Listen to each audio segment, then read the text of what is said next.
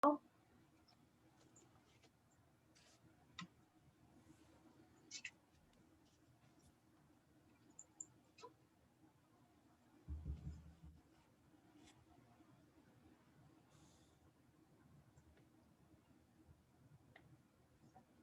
folks, we're just given a few seconds here at the top for Zoom to let everybody in before we get started.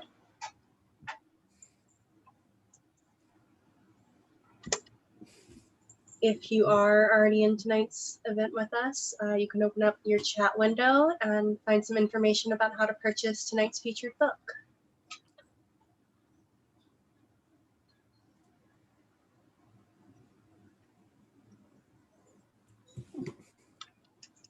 All right, good evening and welcome to tonight's live online author event with Greenlight Bookstore.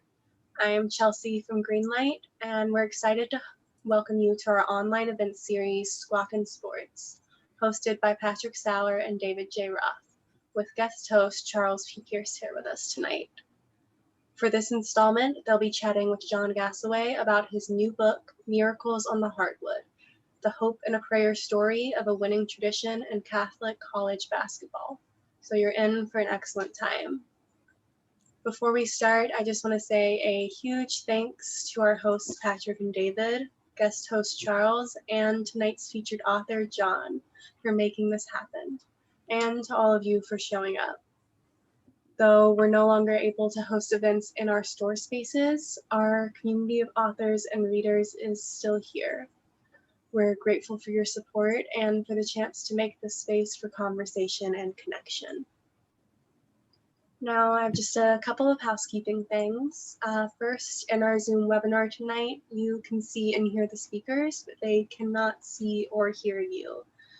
They can see that you're here, though, and we have a couple different ways you can interact with the authors and with each other throughout tonight's event, which we highly encourage. The first is the chat, which you can find by clicking on the icon that looks like one speech balloon. You're welcome to post your comments and thoughts in the chat. That's a great way to show your appreciation for the author and to interact with your fellow attendees. If you have a specific question you'd like to have answered by the author, please post that question in the Q&A module.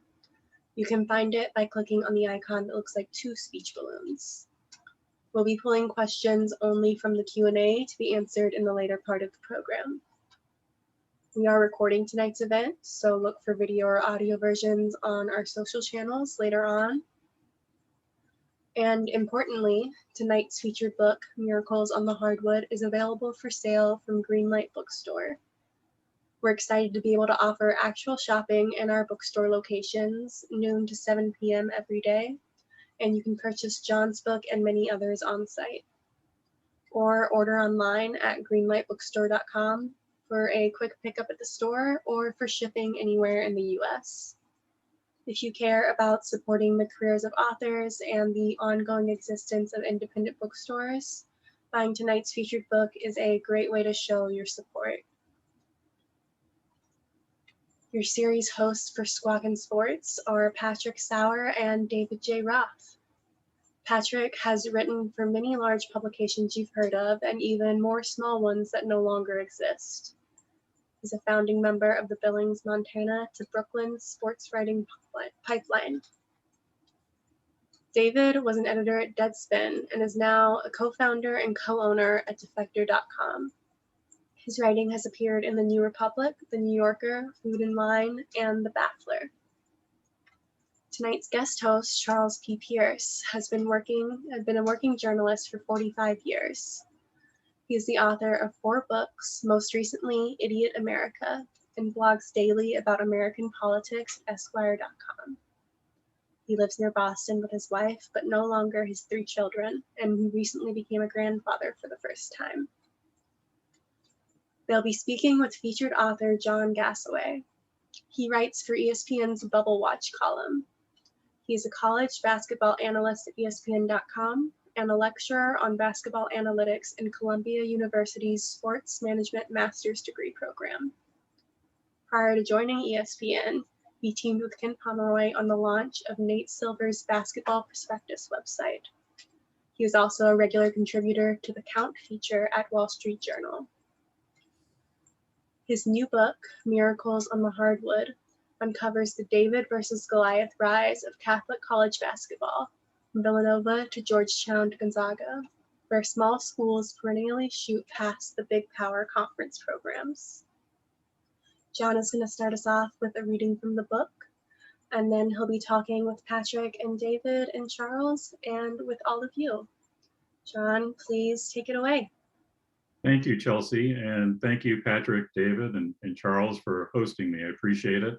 I do have a reading ready. I'm going to keep it relatively brief because I'm here to sell some books, and I'm mostly interested in talking and not reading at people. But I've got my book here, Miracles on the Hardwood. And as we tape this, thank you. As we tape this, we're about to embark on the NCAA tournament, and a surprise entrant there is Georgetown, coached by Patrick Ewing. They stole a bid. They won the conference tournament. And I thought it might be appropriate at this time to go back to the moment when Ewing chose Georgetown. He was the occasion for a ferocious recruiting battle, and it was an interesting time for the Big East and for college basketball. As this passage starts, which is very short, we're joining the Big East at its 1981 Big East tournament. That was pre-Madison Square Garden, and in fact, this took place at Syracuse. So this starts with Dave Gavitt, the founder and commissioner of the Big East. Gavitt was preparing to watch a first-round game between Georgetown and Seton Hall when the phone in front of him at mid-court rang. "I thought something was wrong with my family," Gavitt would say. Instead, he picked up the call and heard the voice of Bill Raftery, the head coach of Seton Hall. It was Billy, Gavitt recalled later, who knew he was overmatched against Georgetown. "Whose idea was this damn league anyway?" Billy yelled into the phone. I looked across the floor, and there he was with that ridiculous grin. The Seton Hall coach was 40 minutes away from hanging up his clipboard for good and going into announcing.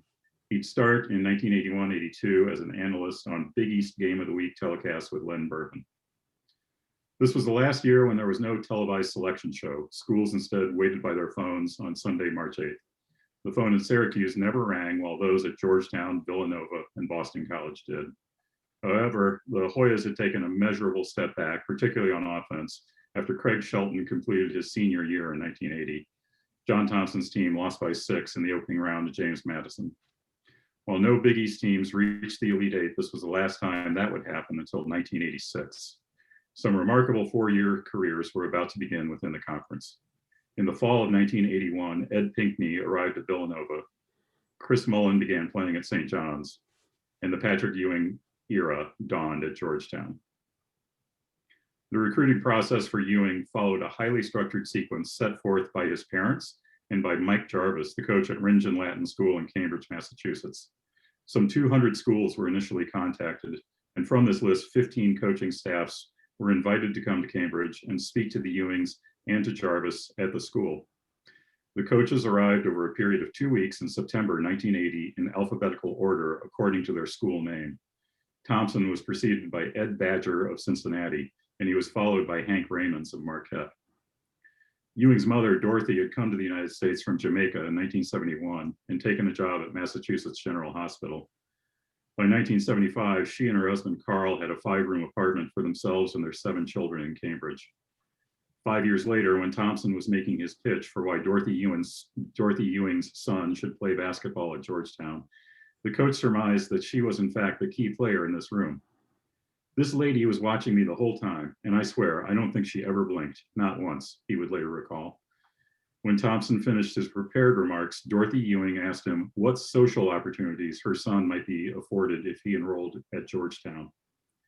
"I said, Mrs. Ewing, it's not a responsibility of mine to get involved with your son's social opportunities," Thompson recounted, "but the city of Washington is 70% Black, if that interests you.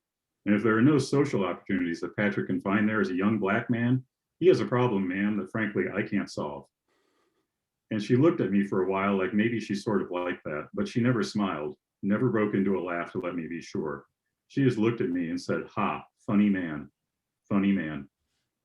Assistant coach Bill Stein was also present for the interview, and he feared that the funny man may have just talked Georgetown out of the running with Dorothy Ewing. Stein was therefore relieved when Patrick Ewing announced his 6 finalists: Thompson in Georgetown, Tom Davis in Boston College, Rolly Massimino in Villanova, Rick Pitino in Boston University, Dean Smith in North Carolina, and Larry Brown in UCLA. Ewing visited the 6 campuses between October and December 1980, and a press conference was scheduled at Satch Sanders Restaurant in Boston for February 2nd, 1981. The restaurant was packed with members of the press, but a tiny number of Georgetown fans managed to wriggle their way into the back of the room, and they burst into cheers when Ewing announced that he would play for the Hoyas. Ewing's announcement tipped off a momentous year not only for Georgetown, but also for the Big East. Upon learning that Ewing would be joining the league, Gavitt picked up the phone and began negotiations to book Madison Square Garden for the Big East tournament starting in 1983. The Garden is basketball, he explained. So that's how Patrick Ewing got started. And it's cool to see him back in the tournament. Yes, it is. I spent a lot of time watching Patrick in high school. I was working for the Boston Phoenix at the time and living in Jamaica Plain, and had a couple of friends who were basketball nuts like me. And we drove around to go see Rich Latin play. And he took a lot of heat. I mean, there were guys in gorilla suits. There were guys throwing bananas at him. I mean, he was playing in a largely suburban league, and it got harsh. And that harshness continued until his time at Georgetown. Yeah. Well, how about since we're starting here with I couldn't believe somebody held up a sign with the N-word. Georgetown fans held up a sign with the N-word about John Thompson. I mean, yes. Did you know that? Did you know that? I did not know that. Well, that was right at the beginning of his tenure there, and I don't think he ever forgot it. I wouldn't. Yeah, I was going to say that seems like one of those things that might stick in the mind a bit. It was his 3rd season. He didn't have. He actually took the Georgetown job the first year when freshmen were eligible again in Division I. He brought a nucleus of players with him from St. Anthony High School in Washington, D.C., and predictably, they didn't do terribly well. And then the 3rd season, at the beginning of it, they had injuries and they looked like they weren't going to do well. That's when that sign was hung. He did see it. He did talk to the Washington Post about it. Flop must go, as I recall. Right. The flop must go with the epithet. Yes. And justice is served or ball don't lie, because that team rallied, perhaps, in sports writing argot, because of that. But whatever happened, they rallied, and Georgetown became good very fast, started making NCAA tournaments. It would be a while before they would win in the NCAA tournament. But in the mid-'70s, Georgetown got to 2 consecutive NCAA tournaments for the first time in decades. Yeah, the first time I ever saw a John Thompson team play was a first-round doubleheader in Alabama, where Marquette lost to Kentucky, which was the beginning of the 1978 championship team. It was the Rick Roby. I can't remember Kevin Greavy team that would win the championship in 1978. This was in 75. And the other game in the doubleheader was Georgetown and Central Michigan with Dan Roundfield. Right. Very good. Yeah. One thing you talk about the Big East, it seems like there's a huge dividing line. But what did Frank DeFord? You had a quote from DeFord that said, "For many Americans, college basketball is the outward and visible sign of Catholicism in the U.S." But did that become because of the Big East? When I was a kid growing up, and I'm steeped in Catholic, both my parents, different coasts, but Catholic college, but it was mostly just Notre Dame football. I mean, they were my, basketball fans, but I don't remember being sort of like, we're going to rally around the Catholic teams until the Big East, even though this book has a remarkable litany of teams that I'd kind of forgotten about or went on longer runs that I knew. Yeah. Or lived long enough to see become really good again, like Loyola, which is kind of cool. Right.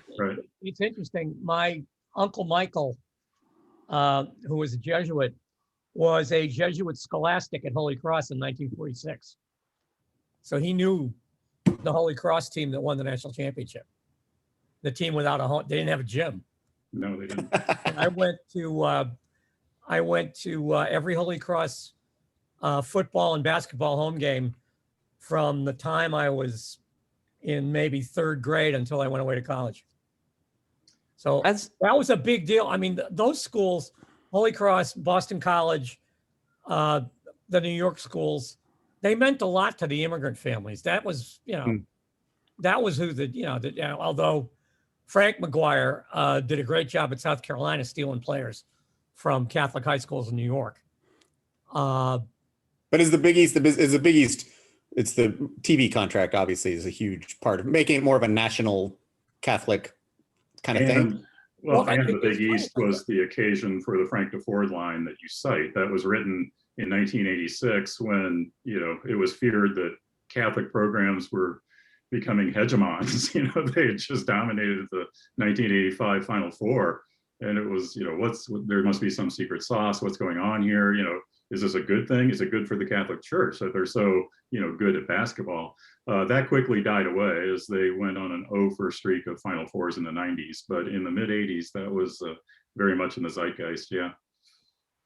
As the resident non-Catholic person on this, I don't know what faith you proclaim, John, although you did write a book that's got a stained glass rendering of Adam Morrison on the cover, which I think is pretty much... I mean, look at that. That is just beautiful. Beautiful. I think that jumps you into the gang no matter what. Like you're part of some sort of order. Even I've actually got that in my home. I don't know if you can... Yeah, it's amazing. That would get me to go back to church if I could walk in there. And see, if it was a different guy every week, go in there and it's like Chris Mullen. I'm not going to convert or anything, but I would visit.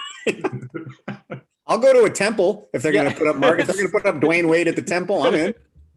But I'd make a human sacrifice for Dwayne Wade. You kidding? Yeah, I was going to say this is a stacked deck on his behalf here. You guys would commit like minor felonies on behalf of a deaner. Like I don't even think about what you would do for Dwayne Wade. It's probably not worth thinking about. Well, Sauer wants him to hire Diener. Yeah. I just thought it was an idea. We got to throw a lot of ideas out there. They're already paying him, I guess. So there's that. But the for a very different sort of, and he's proven that he can win in the basketball tournament, the $1 million one. We're right. Far afield. What I was going to say is that as somebody who does not have this in my upbringing beyond being a college basketball fan since I was a kid, I enjoyed the book. I thought it was really fun. I think I learned a lot. But there is this sense in which it's like, it's basically a history of college basketball that pulls focus on this, sort of part of it. But I think I was like struck, even though, because when I was a kid was, the 80s and St. John's and Georgetown and Seton Hall and just this like, that was college basketball as I knew it. And also all of those schools were within, 30 miles of where I grew up. The extent to which the history of Catholic college basketball programs is the history of college basketball is something that really kind of struck me, that I don't think I really understood it. And not just because I didn't know that like the University of Dayton was a Catholic school until I started reading this book. True story. Or in schools like Duquesne, I wasn't aware Duquesne had their time in the sun. Yeah, they really should, schools like that. And Seattle University is a Catholic school. Yeah. There's all those like sneaky Catholic schools where it's just the name of a city and it's or University of Scranton or whatever. And you're like, well, that sounds secular. Until 1918, they all had names like Saint something, but then apparently there were torches and pitchforks and now they're, Dayton or San Francisco. San Francisco actually was St. Ignatius. That's one, but yeah, they are sneaky that way. And you're right. It is an economical way of telling a lot of college basketball history without feeling like, I'm writing the history of college basketball, and now UCLA won its 7th, national title, and it just kind of skips across the pond, and the opponents for these teams that you write about, or the coaches that these Catholic coaches were focused on, they were the big names. There's sizable sections in this index for, Bob Knight and Dean Smith, certainly, John Wooden, Adolph Rupp. That's just the way that this fell out. And I learned about college basketball, not just Catholic college basketball. And hopefully people can get that same knowledge. One thing I guess I knew bits and pieces of, but the Catholic colleges while they certainly have had their flaws and problems. But on the integration front, pretty roundly great about it. Definitely like a tick better than the average, for sure. I was unaware LSU just like decided we're not playing anyone else in the country. You can come down and play in our racist tourney if you like. It was the state of Louisiana, to be fair. The entire state, not just LSU. There are a lot of good news stories in the Catholic canon in that area. There's some bad news stories too. And the one thing that I was happy that I snuck by the editor, the page and a half that I was most worried about was the fight that took place at St. Louis University in the 1940s about letting Black students come to St. Louis University, because I liked that story because that was, a completely intramural discussion. You had a fiery young crusading priest basically fighting for this, progressive step with the archbishop, who by the 1940s had been in place since 1903. So it was completely intramural to the Catholics, and they fought it out. The guy won the battle and he lost the war. He was transferred to Fort Riley, Kansas. Yeah. And I thought that was a great bit too, though, that not just obviously him getting exiled to Kansas is one of those things where it's like, if you were making it up and writing this as a novel, I'd be like, it's a little on the nose, John. It has to be Fort Riley, huh? But there's that bit in there, like, against viewers from Fort Riley. Oh yeah, of course. But there's some of our strongest audiences are there. We're big. But there's the way that story is sort of told, it's like sneak attack progressive sermon given by that's exactly what it was. Yeah. And that, I think that like sort of illuminated to me like the extent to which like basketball as not just as like sort of this thing that, by the end of the book, where in the present day, and basketball is a big business and a great, money maker for all these various different concerns and institutions that have like figured out how to make money from it.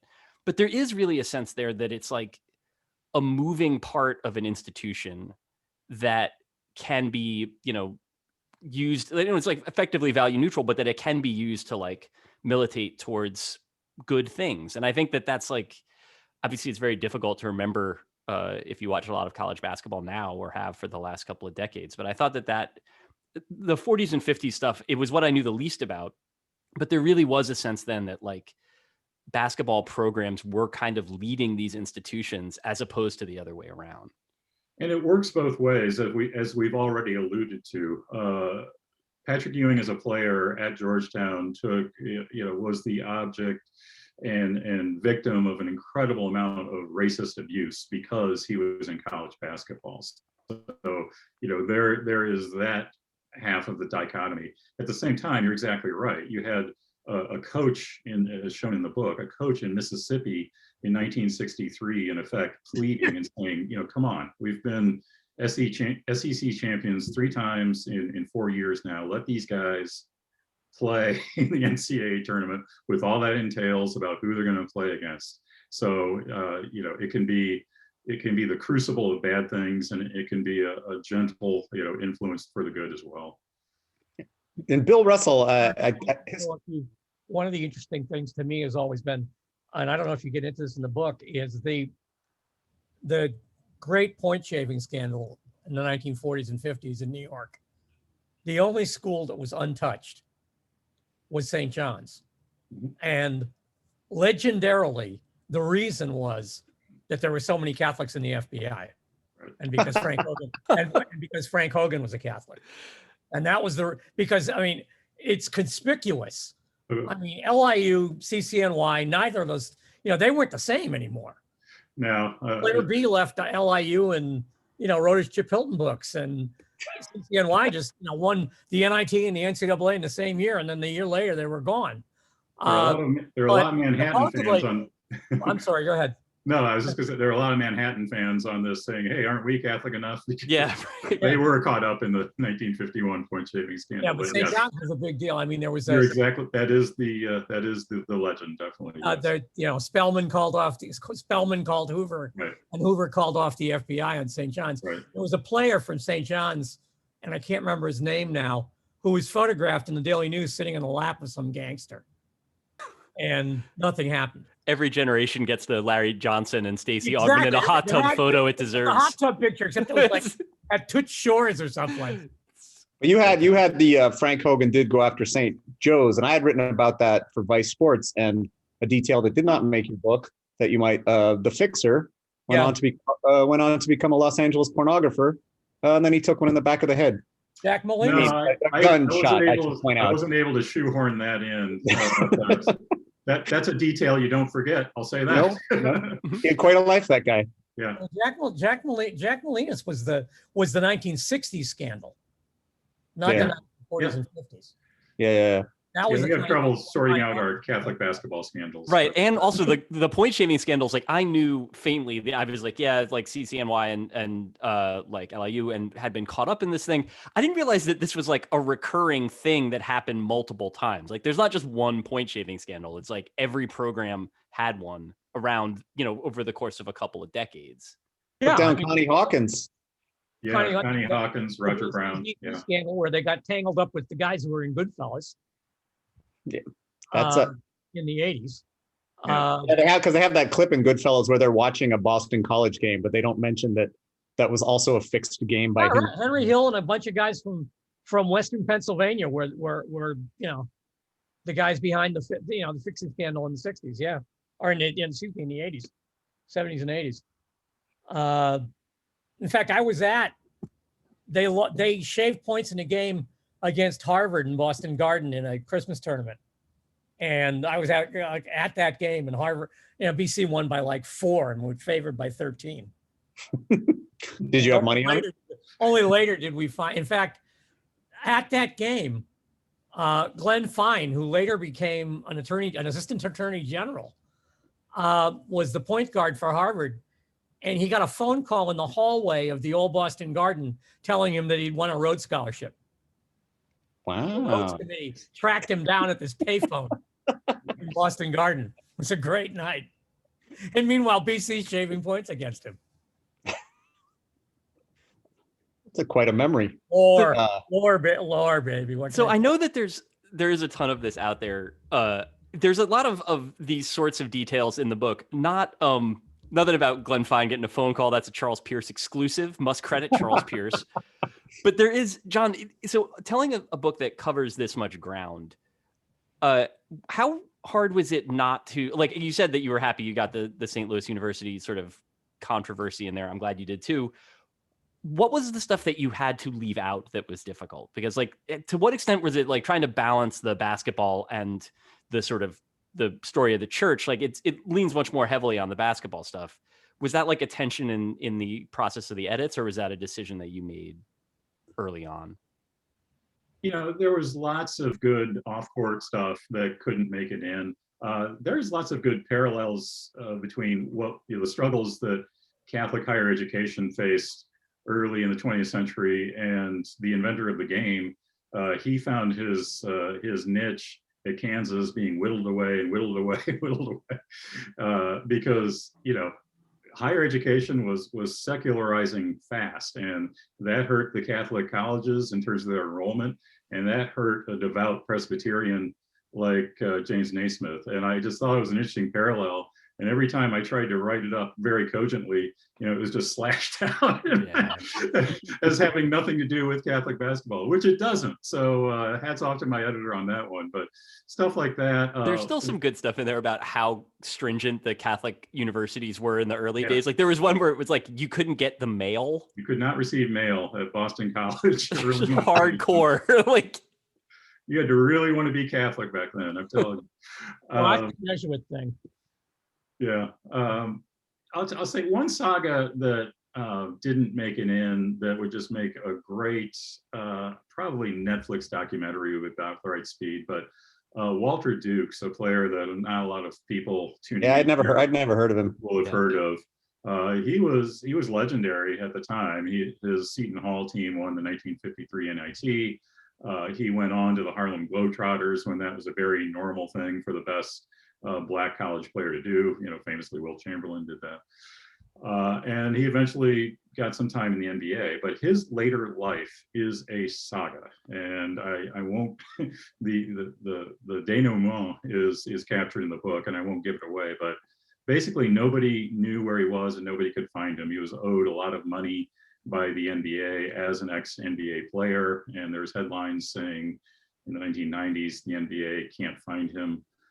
It's a tremendous saga. And then kind of Citizen Kane style, one lone indomitable reporter in 2001 found him, and the straits that he was found in are pretty amazing. Couldn't get it in, and had to summarize it all. But if anybody wants to make a good documentary, I recommend Walter Duke's. The one about Roger Brown, also a great story. That has already been made, and I was able to just summarize that as best I could. But yeah, some great sagas that Roger couldn't quite make it Brown in. was Jack Mullina's guys. Yeah, exactly, and that was his downfall. That was his problem. Yeah. The flip side of that, unheard of, or lesser known guys, the stories that have been forgotten. And yes, this is where we work in Marquette, but it makes sense. How do you write about Al McGuire that has not been written about? Or you could say John Thompson, but Al McGuire, the biggest personality, which multiplied infinitely with his TV broadcasting. I was at the game at Marquette where James Forrest hit the turnaround. Oh no, for Wake Forest. Can't remember the guy's name. He hit the turnaround three, and Al McGuire just screamed "Holy mackerel" for like 30 straight seconds. Georgia Tech. Georgia Tech. Sorry, yeah, James Forrest of Georgia Tech. Right. That was Marquette was the host. But how do you go about covering somebody who's most fans, even perhaps not the alum, know a lot about, as compared to the people that people don't know a lot about? Yeah, I just want to point out that by my clock, we made it 32 minutes into a discussion of Catholic college basketball without the name Al McGuire coming up. That is some kind of record. I give Sauer and I a lot of credit for that. Yeah, seriously. Incredible restraint. Also, I did talk as much as I could. Yeah. I was trying to defer this moment as long, but McGuire makes it so easy, except that you could just go on and on and on. I tried to confine him mostly to a chapter. He pops up in other places as well. But there was a line he had about when he knew his NBA career was over that I couldn't get into the book, for example, and it was just in the it was in the Al McGuire vernacular, and it was perfect. He was riding on a bus, and his pro coach, for anybody who doesn't know, Al McGuire actually played in the early NBA. And he liked to say, I stayed in the league 3 years by starting fights and jumping over press tables. That was his line about that. But he was riding on a bus in Baltimore, and he said something like, all those crab sandwiches and scoops or something, a very Al McGuire phrase. And Claire B, a snappy dresser, he took out his fedora and he folded it just so, and he threw it out the window, and that's when I knew that he was describing the demise of the original Baltimore franchise. That's when I knew when it was over. Couldn't get that in. So, I mean, he's a gift that keeps giving. Yeah, we've all got our canon of Al McGuire stories, but I found more there, and hopefully I snuck a few of them that you haven't heard before into the book, but he is just a gift that keeps giving. In my generation of Marquette basketball, which was roughly 1969 to now, but I mean, when I was in school there and a little bit before, was the genuine dislike that he had for Adolph Rupp. I mean, there was a real Al McGuire and Adolph Rupp. There was a real enmity there. I mean, famously, at some banquet or some tournament luncheon, Rupp said something to Al like, "Well, son, it's good to have you here." And Al got up and said, "Don't call me son unless I'm in the will." That is yes. That did happen. That started. Rupp coached against McGuire as a player at St. John's. He respected him and thought that he was a good player. But by the time that they came to play against each other in the NCAA tournament for the first time, it was in Lexington in 1968. and they had a press conference. This is the regional semifinals. They had a press conference in Lexington, more or less hosted, of course, by Rupp, with all 4 coaches. And at that press conference, McGuire guaranteed a win.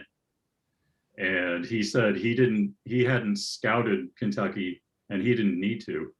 And McGuire and Rupp turned to him, and you got to remember, Rupp at this point he's pushing 70. McGuire is under 40. He's the young kid. And Rupp turns to him and says, "Al, I know damn good and well you didn't scout us because your season was over by the time we stopped or something. It was been impossible." But he used the word damn good and well, and Kentucky just blew them away. They had Dan Issel at that point, and a rivalry was born. And one could argue that's kind of why Marquette opted for the 1970 NIT, is that instead of being bracketed with Kentucky in their region, they were sent to Texas. Right. And McGuire famously was furious and said, we're going to the NIT. Yeah, when I was in college in the early 90s, the story was that they seeded Notre Dame higher and he was mad, which apparently is not even remotely the case of that. But that was the story that had been passed along, that he was just mad the NCAA treated. It's always Notre Dame's fault somehow, Patrick. I wouldn't dispute that, but it's also what happened. The other thing that happened was Jacksonville was good that year. Oh that my gosh, yes. Yeah. Played the national championship with Lawrence Gilmore. Third. And they sent Marquette to a regional, or I guess a first round, games in Lubbock. And Al said, "I can't get anything down there but 3 cheerleaders and 2 cows." I have one McGuire story, and I'm never going to get a chance to share it on the show probably. So this dude named Bob Piercy, he was a street rat kid from Chicago who had no business being in a Division I school for the academic side. He was a backup, and he came back to Marquette when I was there, when we got to be friends. He actually ended up finishing his career in Billings, Montana, which is other story, but he gave me his Letterman's jacket at Eastern Montana College, which is very sweet. But so his first game, he said he got a little nervous, went to the bar, gonna have a couple of shots to calm himself down. Somebody recognized him, shows up for the first game, shithoused. McGuire smells booze on his breath, calls a timeout, puts him in, makes him run the press for like 5 straight minutes, pulls him out. Piercy has to leave to go barf. And then McGuire says, "Don't ever pull that shit again, Bob." Doesn't tell anyone else, doesn't tell the school, doesn't tell that was the Wild West, those teams. I mean, Pat Smith, the one-eyed center the evil Dr. Blackheart, who Ray Meyer said it's bad enough we got to lose to these guys, but we got to lose to them with a center that can't throw the ball in Lake Michigan. Yep. And Al brings local TV to the beach in the middle of February with Pat Smith in his uniform, and he throws the ball in the lake. And, Jack Burke, who said that, I played pro ball for a hamburger and cab fare if I could guard Maravich every night.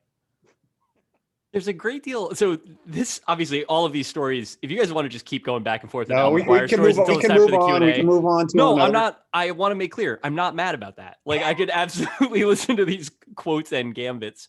The looseness of the game in that, even knowing that it was like a less corporate, sort of less buttoned up time.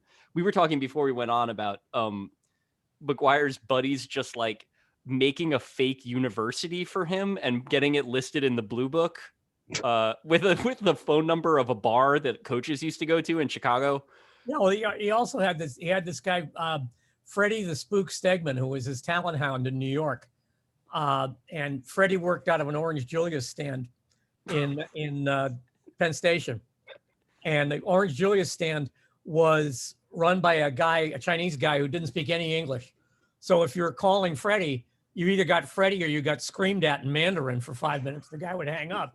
Al told Freddie he was specifically banned from Milwaukee, that as soon as Freddie got off the airplane, he'd be arrested. Al was going to tell the sheriff's department because he didn't want anybody there to know anything about this. So this is to this point, like the level of rowdiness that was going on in 60s and 70s college basketball was like, even knowing that it was probably going to be rowdy, I have to say there were some eyebrow raising moments in the book for me as somebody that only sort of knew about this in an abstract sense. my favorite part about the fake university story, and again, this was, okay, you should tell it so people know what it is. Well, this was McGuire University spelled a different way than Al McGuire, but there was a bar in suburban Chicago where basketball types would congregate. And this is the early 70s, and they were able to fool the NCAA. They submitted paperwork saying we're McGuire University. Their school mascot was the Jollymen. Their colors were green and white.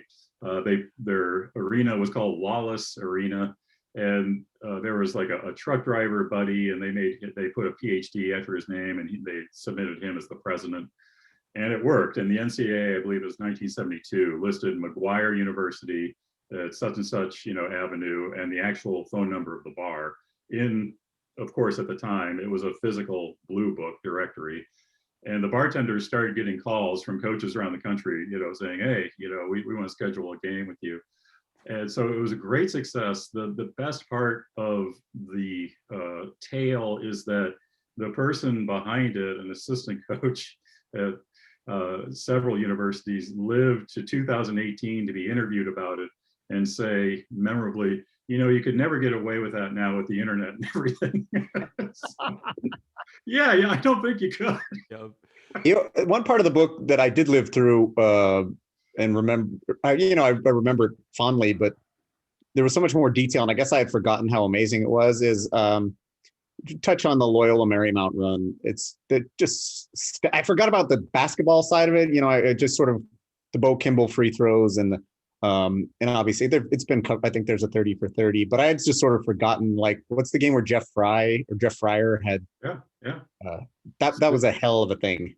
Yeah. And the 30 for 30 is amazing. And everybody who's watching this afterward, go and look at the guru of Go about that Loyola Marymount team. But what we might not realize coming back to that tale is that they were very good for a couple of years before that. Paul Westhead's idea worked, and he got Bo Kimball and Hank Gathers as transfers from USC. George Raveling was the new coach who came into USC, and they were not, particularly Bo Kimball, was not happy with that, and they fled and they went to Paul Westhead and Loyola Marymount. And his idea, which was not original to him, but which he adapted brilliantly, was, you run the fast break on literally every touch. You're doing it in assigned lanes. And yes, the opponent will know what you're doing. It doesn't matter. You just have to sprint faster than he does. And it was just a beautiful way to play. And as you allude, in the 1990 NCAA tournament, in the late, by then, Hank Gathers honor, they went on a run to the Elite Eight, which included a record-breaking win over Michigan, which at the time was the defending national champion. Just an amazing run that ended only when they played UNLV, which went on to win the championship. Yeah, that was. I watched that. That is a story that. Go ahead. No, go ahead. No, I was just going to say that's a story that you can't mess up. You're just relating events that actually happened. Watching that, I was in Birmingham for for some tournament, regional, and being in the bar of the hotel and watching that Michigan game. It was like 142 to 120 or something like that, right? Exactly. Yeah. It was the damnedest thing I ever saw. A story I've always wanted to write, I haven't been able to find an excuse yet because it's years out of date, was Westhead got an NBA coaching job off of those Loyola Marymount teams. Denver. And he tried to run the same system, but they fired Doug Moe like 3 weeks before the season started. So basically Westhead took over like a 42 and 40 Nuggets team with just like early 90s NBA oafs on it. And so he tried to run that like 5-out fast break thing with like Blair Rasmussen and Joe Wolf. And we have Muhammad Roof at that point would be like leading. He was all the way down the court waiting for the others to show up. Yeah, for these like wheezing guys in knee pads to make it down the floor. And it didn't work. But I've always been fascinated by like because it was something similar to contemporary basketball. The team took a ton of threes. They missed all of them. For the National, I spent a week with the Denver Nuggets and Paul Westhead. In that period? We should talk about this off air. Michael Adams, who played for BC. Michael Adams. was the point guard. And he loved it. I mean, the thing was, even the guys who were really slow, lumbering white guys, they all loved to play that way. I mean, it's the way you play basketball if you make could. It work. They were the wrong guys. Yeah. Westhead has called that system doomed to failure, and his career is remarkable because he won an NBA title nominally as the acting head coach in 1980 with Magic Johnson. Magic Johnson became disenchanted with him a little more than a year after that, and went to the owner Jerry Buss and said, "We've got to get rid of this guy." The LA Times, and then when he was fired, Magic Johnson was adamant about saying, I didn't do that. That was Buss. That was the owner. The LA Times headline was, "Buss makes Westhead disappear. It's magic," which I thought was a rather good headline. I would like to shake that hand. Before, if anyone has a question, we only have one, so we can talk a couple of more minutes here before we play the clip. It's kind of a heyday again for Catholic college hoops. Obviously Gonzaga, but Xavier's been good. Marquette had a run for a while. St. Joe's. The 21st century has Villanova. been good. And yeah, what is there anything particular about now that you chalk it up to? I mean, the lack of one and done seems to be what people say, although I only think like Kentucky, and there are very few programs that work on that system anyways. Yeah. Is there anything right now that you've seen is just steady coaching, or if there's something different now? Well, Villanova and Gonzaga have definitely benefited from of course, Villanova did. Steady coaching and incredibly chill, low-key guys. The interesting thing to me about the Bulldogs is they are getting one and dones. I mean, Zach Collins already was a one and done, and now this year, Gonzaga has Jalen Suggs, who is one of the most talented and entertaining and explosive players there is, and he's a freshman and a rather dominant one. The Gonzagas and the Villanovas, who keep getting one seeds year after year after year, still like to style themselves as scrappy underdogs, and in some ways they still are compared to the Kentucky and Dukes. But they've put together a rather remarkable run of success, and it's to their credit. Well, what Gonzaga has going for it in terms of selling itself that way is that they might as well play on Neptune. I mean, they're playing in Spokane, Washington, against schools that are like in a one bid conference, basically. Yeah, I mean, two with BYU, but yeah. I mean, and I think Mark Few's he's just done a terrific job there. But you're right about Suggs. Suggs is gone. I mean, no matter what they do in the tournament, he's out. As well he should. Like he's a lottery pick. Go get paid. But yeah, there's something interesting about that, like the idea of a resurgence of like Catholic basketball happening now. And like from reading the book, it's like these are programs that have already, that Loyola of Chicago, for instance, like has a tradition of success. It's just like 50 years, in the past. But there is it's clear that there's like a groundwork there. Like none of this is new exactly. Well, it's also, I mean, it's the basis. Catholic schools is the basis for the revived Big East, which is, I think, a great story. Where they themselves as a basketball conference. Right. They did it by a bunch of Catholic schools who were smart enough to dump football. Although I guess Villanova has football now again. What's interesting though is also you're talking about Creighton, Xavier. Why Dayton is not in that league, I have no idea. Because that's a perfect fit. And what's interesting too though is the resurgence. I meant to look it up, but I looked it up last week and I forgot to look at it again. But the percentage of African American Catholics has not. It's low for considering how many African American kids play college basketball. So the Catholic thing seems to be secondary to, I think, some sort of idea of just a good Christian education. Like the Catholic part is actually somewhat less important, it seems to me, in a lot of schools, because they're just the African American Catholic population outside of a few cities like New Orleans is not, it's not the same as other. Well, it's also a lot of African American parents send their kids to Catholic high schools for discipline. And I mean, you're looking at Georgetown Prep, which is not always a net positive for recruiting. Kareem Abdul-Jabbar, for one, said, no, thank you. Yeah. Let's run the clip and then we'll have a couple of questions. Yeah. Since we have to, let's show the most important Catholic walk-off championship shot of recent memory. All right. Okay. Last win. There it is. Watch Wilson. They go inside and out. Bikes feeds it in. Diener to win it. God, he's done it again. Travis Diener.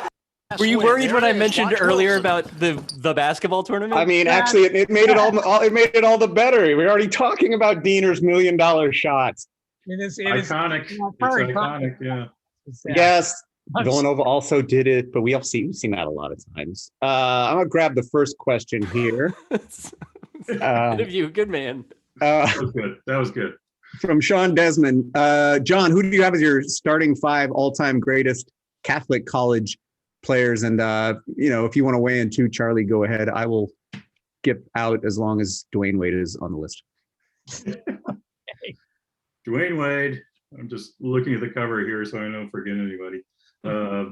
Bill Russell, Patrick Ewing, and then past that it does get more difficult. Charles, help me out. Who are we missing here? Bob Cousy. Bob Cousy was something special, yeah. You said Russell, right? How about Casey Jones? Great player. Yeah. You made Tom Gola sound pretty cool in here. Chris Mullen, Tom Gola. Tom Gola was ahead of his time. They called him a center because he was the tallest guy on the court, but he could do anything. He also won an NCAA championship practically by himself. Yeah. Elgin Baylor. Elgin Baylor gets a hefty section in the book. He definitely would have to be in the top 5. Yeah, he was raved about, and he had absolutely no opportunity to play basketball really as a young person because of his circumstances. Just an amazing story. Yeah. I'll put Baylor on. I'll put Baylor on there for sure. Yeah. I'll go with 3 you named, and I'll go with Cousy and Baylor. All right. You named Russell. I don't have to worry about that. My coworker Dave McKenna is working on a sort of a grassroots campaign to get the high school near him, which is one of the Woodrow Wilson high schools that's going to be renamed as everybody comes to grips with Woodrow Wilson.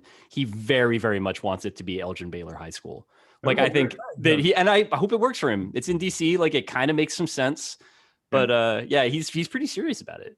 Yeah, Baylor played in Washington DC public high schools in the last basketball season before Brown versus Board of Education, when DC high schools were de jure and not de facto segregated, but they were always sneaking off to play semi-pro, and they would play future NBA guys like Gene Shue, at the University of Maryland, and just dominate them. People knew pretty quickly that Baylor was good, and yet somehow he ended up at the College of Idaho on a football scholarship. So if that's not a tease to buy this book, I don't know what is. The other guy who gets forgotten as a college guy because he actually, they reconciled, but at the time he broke John Thompson is Iverson. Iverson does not always get because it ended so badly, and it's sort of Georgetown was never the same. Although if you're just picking 5 guys who played Catholic basketball. What is the next question? I got this one. You get the last one, Dave. This one says, who's the next up and coming somewhat sleeper Catholic program you think could rise to the ranks of Villanova or Gonzaga? Ooh, excellent question. Obviously, Loyola Chicago has been impressive twice here in the last 3 seasons. And if they can hang on to their coach, Porter Moser, who is very much a hot commodity, they could possibly see this. We were hearing lobbying for Dayton in the Big East. Why not a second Chicago program? Or why not? That would be amazing. That would be fantastic. If we trade Loyola for DePaul, I'm all for it. Once you've been capacious enough with your definition of East to include DePaul, it's just a matter of which one's closer to the lake. Just do it, whatever. Who cares? It's one thing with steady coaching though. I think the outlier program, which I don't know if they'd be even considered a sleeper anymore though, is Xavier remains good and they keep funneling through coaches. It seems to be the only Catholic program that is doing that, reloading with a coach every few years and not really falling off the map. Marquette not included in that anymore? Well, Xavier does have the reputation of being kind of a cradle of coaches. They've had a number of guys move through there and go on to bigger and better things. So that is definitely kind of their niche. There's a quote in there, I think it's from Kevin O'Neill, but from one past Marquette coach about, Al McGuire is the best and worst thing that ever happened to Marquette, because his point being it's an impossible act to follow for a coach. Every circumstance is different. Yeah. I think a school that's done very well. I mean, a lot of these places are just one step away from being at the Villanova level. People like Xavier, but also Creighton. Yeah. I mean, Creighton's got a good basketball tradition. In 1974, the first year Marquette went to the Final Four, Eddie Sutton brought a Creighton team into Milwaukee Arena and kicked Marquette's ass. They played Princeton ball. They did nothing but run backdoor cuts all night. And they completely befuddled a Marquette team that wound up playing for the national title that year. Creighton having a bit of a rough stretch at the moment with the coaching. Yeah. I mean, the team's good. They just got to deal with the fact that this coach is a creep, said a creepy thing. Who knows? We're not all our worst moments. Also, I've never heard that phrase. Has anyone else heard that? No, I think he was trying to say, isn't it on the reservation? Reservation, which is also a bullshit thing to say. But everyone wants off the plantation. Who the hell wants to stay at the plantation? Right. That doesn't make any sense. As a racist thing, it doesn't make any sense. Yeah, that's it's one of those moments where you kind of even if you can give him credit, like what he was going for was bad. Yeah, what he landed on was significantly worse. The number was just as bad. I mean, I also saw Doug McBuckets hang 27 on Marquette in the first half of Big East tournament, so I hope the program falters. I'm sorry, I didn't mean to start a fight. This is like a festival of bitterness. It wouldn't be an appropriate Catholic basketball conversation.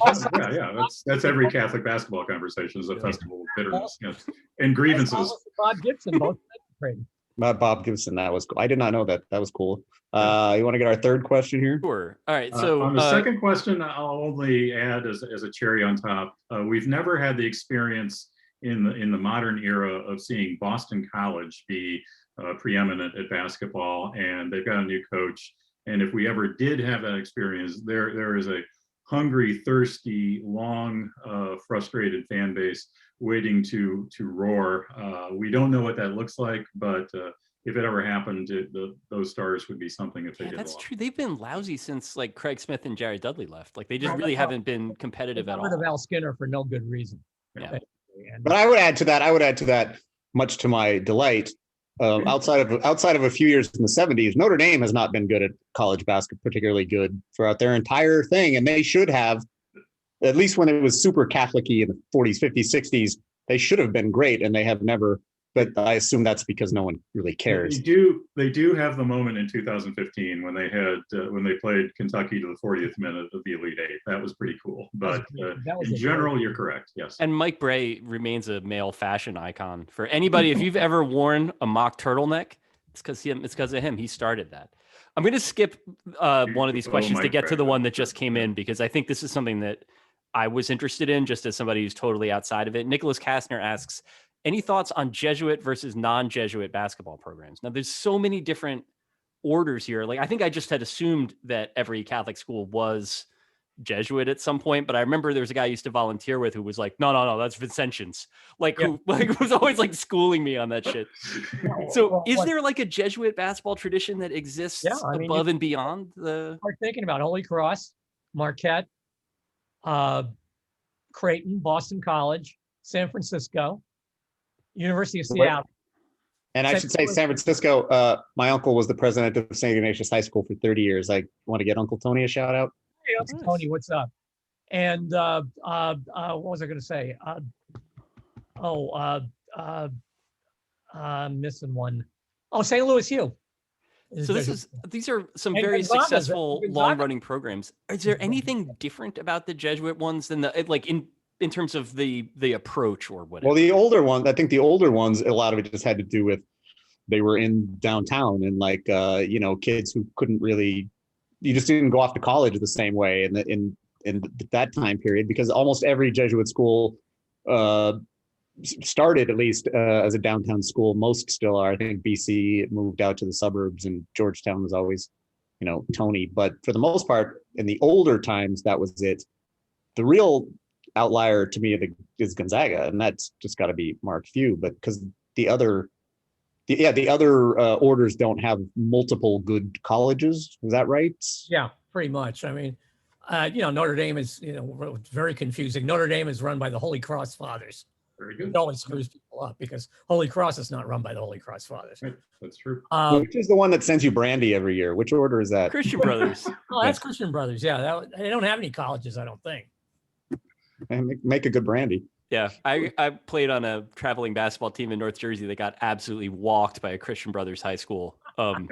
So I have a special affinity for them. That was a real great experience for me.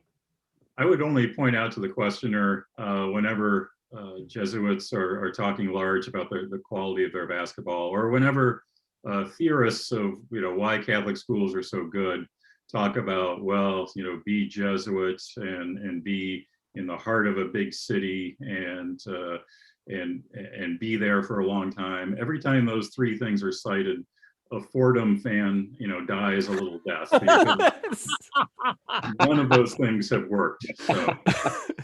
But you know what? It should be pointed out in your book. You wrap it up really interestingly, as we have to do here.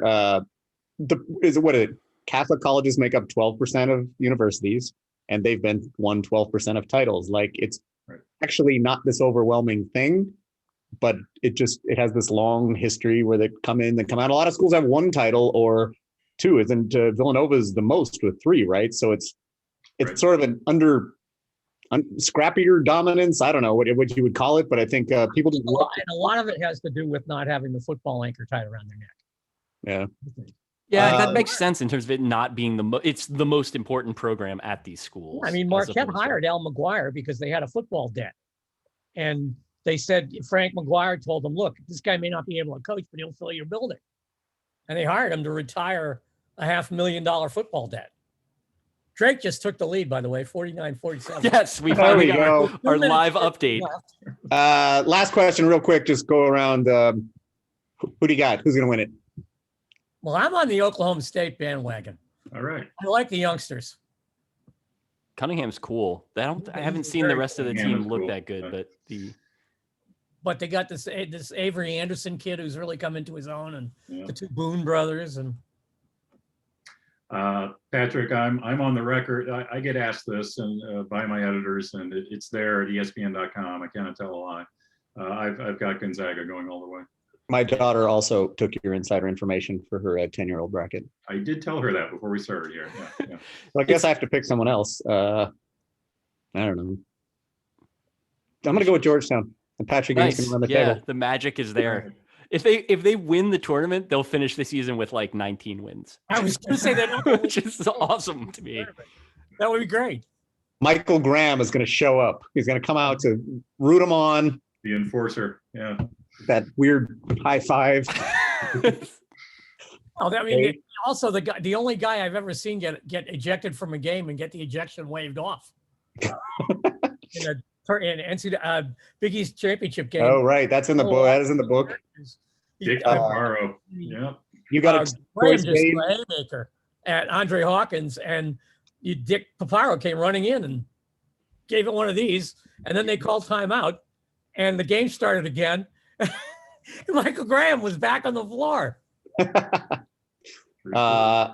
Dave, your pick real quick. I mean, it's boring, but I only started watching games like in earnest like 2 weeks ago.